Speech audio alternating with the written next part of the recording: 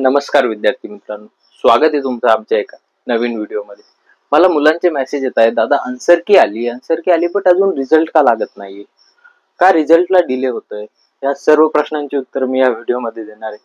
रिझल्टला delay होतोय तर मग त्याचा आमच्या ऍडमिशन प्रोसेसवर काही इम्पॅक्ट होणार आहे का, हे सर्व मी तुम्हाला ह्या व्हिडिओमध्ये सांगणार आहे. चॅनलवर तुम्ही जर नवीन असाल तर आमच्या चॅनलला सबस्क्राईब करा. COEP व व्हीजीटीआयच्या स्टुडंटच्या अंडर तुम्हाला जर ऍडमिशनची हॅसल फ्री काउन्सिलिंग पाहिजे असेल तर त्या डिस्क्रिप्शन बॉक्समध्ये दिलेल्या ऍपच्या लिंकवर क्लिक करून तिकडून तुम्ही एनरोल करू शकतात. चला तर आपण व्हिडिओला सुरुवात करूया. दरवर्षी कसं आपला बोर्डचा रिझल्ट असतो, तो कधी लागतो? मेच्या एंडिंग मध्ये. बट यावर्षी मेच्या स्टार्टिंग मध्येच आपला बोर्डचा रिझल्ट लागलाय. सीईटीचा रिझल्ट हा आपला जवळपास जून मध्ये येत असतो. सीईटीची जी आन्सर की येते ती मागच्या आठवड्यात येऊन गेली.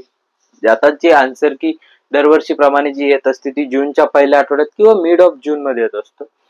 त्या आन्सर की आल्यानंतर एक 7-8 दिवसांमध्ये रिझल्ट लागत असतो. बऱ्याच मुलांना प्रश्न पडलाय की दादा आता ऍडमिशनला डिले का होतोय, कारण भरपूर डीम्ड युनिव्हर्सिटीचे ऍडमिशन सुरू झाले तर आमच्यासाठी सीट्स वॅकंट राहतील का? जर तिकडे ऍडमिशन सुरू झाले, बऱ्याच माझ्या मित्रांनी सुद्धा ऍडमिशन घेतले, तर तिकडे आम्हाला सीट्स मिळतील का? हा बऱ्याच मुलांचा प्रश्न होता. त्यामुळे म्हटलं चला एक छोटासा व्हिडिओ, एक ब्रीफ इंट्रोडक्शन तुम्हाला देऊन देऊ. काय असतं, दरवर्षी आपलं जी ऍडमिशन प्रोसेस असते ती जून मध्ये सुरू होत असते, मिड ऑफ जूनला. यावेळेस पण जूनच्या पहिल्या आठवड्यात रिझल्ट लागणार आहे.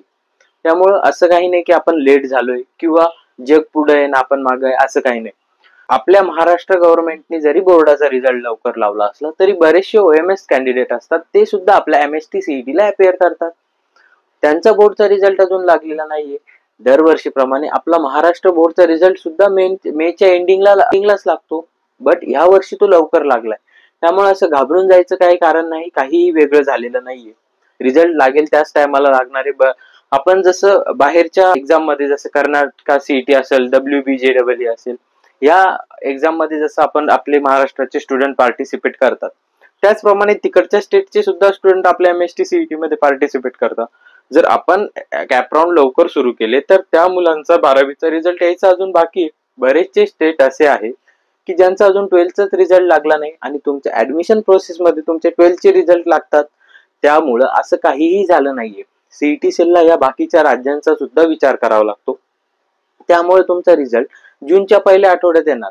रिझल्ट आल्यानंतर जी आपली कॅपची प्रोसेस असते, रजिस्ट्रेशन, मग त्यानंतर व्हेरिफिकेशन आणि मग कॅपराऊंड सुरू होणं, हे वेळेतच सुरू होणार आहे. त्यामुळे ज्या कॉलेजचे ऍडमिशन सुरू झाले त्यांचा CETशी काही संबंध नाहीये.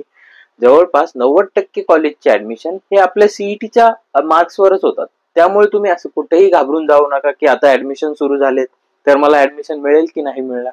ऍडमिशन सर्वांना मिळणार आहे, त्यामुळे घाबरून जाण्याचं कारण नाही. ज्या डीम्ड युनिव्हर्सिटी आहे त्यांचे प्रोव्हिजनल ऍडमिशन सुरू झालेत, ते सुद्धा फायनलायझेशन आपल्या CETच्या एक्झामचा रिझल्ट आल्यानंतरच त्यांचे प्रोव्हिजनल ज्यांचे ऍडमिशन झाले त्यांना फायनल ऍडमिशन सुद्धा CETच्या एक्झामचा रिझल्ट आल्यानंतर मिळतो. त्यामुळे तुम्ही घाबरून जाऊ नका. बरोबर ऍडमिशन प्रोसेस चालू आहे. डिले वगैरे याच्यासाठी झालाय की दरवर्षीच्या तुलनेत यावेळेस सर्व प्रोसेस लवकर झाली.